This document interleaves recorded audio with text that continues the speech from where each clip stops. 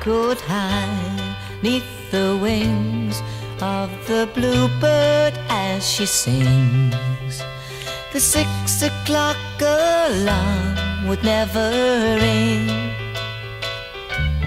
but it rings and I rise. Jane Goodall was born on April 3, 1934 in London. From the early years of her life, she had always loved animals. And through this love of animals, she persuaded her parents to let her have many pets.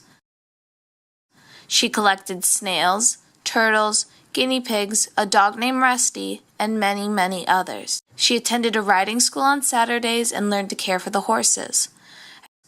At a young age, she acquired a large knowledge of animal life and behavior.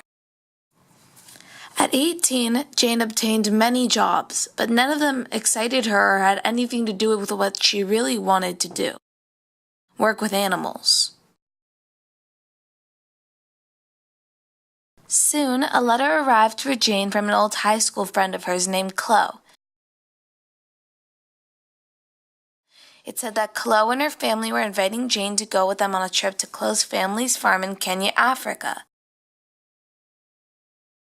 She was beyond excited, knowing that she would be able to see animals that she had not been introduced to before.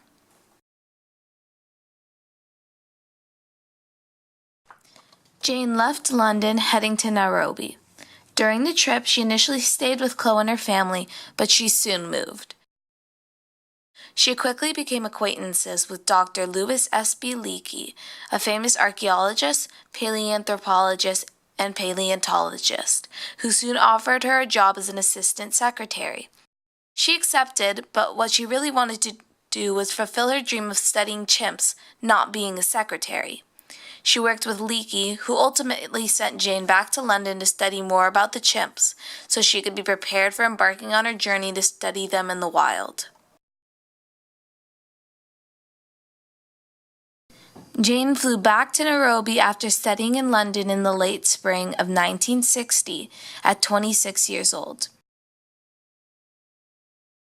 She arrived in Gombe on July 4, 1960, with her mother, Van Goodall, David Anstey, and Dominic Charles.